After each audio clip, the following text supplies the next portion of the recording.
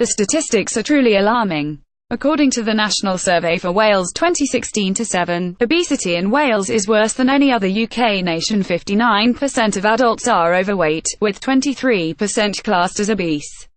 Among reception-age children, 26% were found to be overweight or obese during the latest annual child measurement programme in schools, compared to 22% in England. Some 11% of reception-age children were obese in Wales, while across the border the average dropped to 9%. Obesity in Wales is a true epidemic, both in adults and children, says Professor Nadim Haboubi, chairman of the Welsh Obesity Society and professor in clinical nutrition and obesity for the University of South Wales. The problem is worsening throughout Wales, and we are now probably the worst part of Europe in relation to the prevalence of the disease. Of even greater alarm is the apparent postcode lottery when it comes to treating obesity here in North Wales. A recent case highlighted by BBC Wales described how one 35-year-old woman from Wrexham who weighed 34 stone 215 kilograms was forced to travel to one of Wales' only doctor-led weight management clinics in Blaenau Gwent. The 10-hour return journey was necessary due to there being no help for her in North Wales, something Professor Haboubi insists needs to change.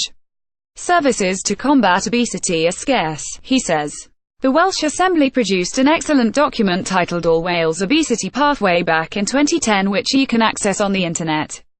Primarily they divide the management into 4 levels, but the document has never been enforced and it was left to the individual health boards to sort it out in their own way.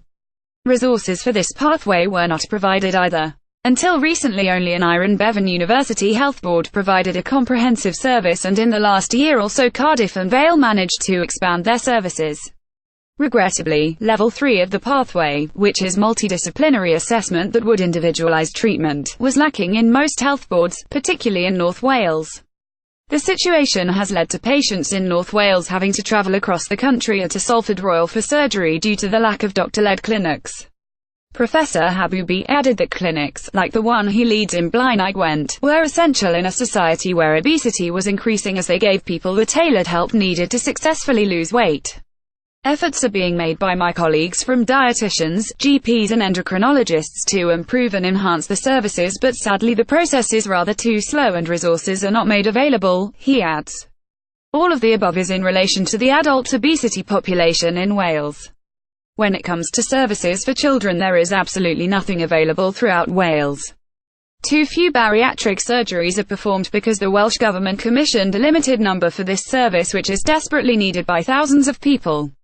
We are simply not compliant with the National Institute for Health and Care Excellence NICE guidelines because of the limited resources.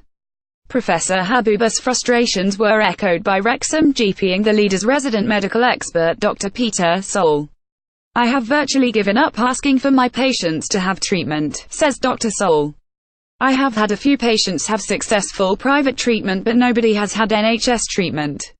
It is a crazy situation. For example, when you get an individual in their early 40s. They have been morbidly obese all their lives, they have tried all the diets. You know that soon they will have diabetes, soon the hips and their knees will fail, they will get high blood pressure and heart disease, but if we gave them bariatric surgery, the chances of all these complications would be significantly reduced very quickly. Financially, it has to make sense to treat the people with the most serious weight problems and save money in the long run from having to treat all the complications. Adrian Thomas, Betsy Cadwallader, Health Board's Executive Director of Therapies and Health Sciences, said recruitment had started for a new multidisciplinary service for people with severe obesity in North Wales. This exciting development will enable us to meet the NICE, the National Institute for Health and Care Excellence, guidelines and provide the most appropriate support to people, he said. We also anticipate the multidisciplinary team's interventions will lead to a reduction in the number of people requiring bariatric surgery. Bariatric surgery for people in North Wales is currently performed at the Salford Royal, as we do not have the critical numbers to enable surgeons to meet national guidelines.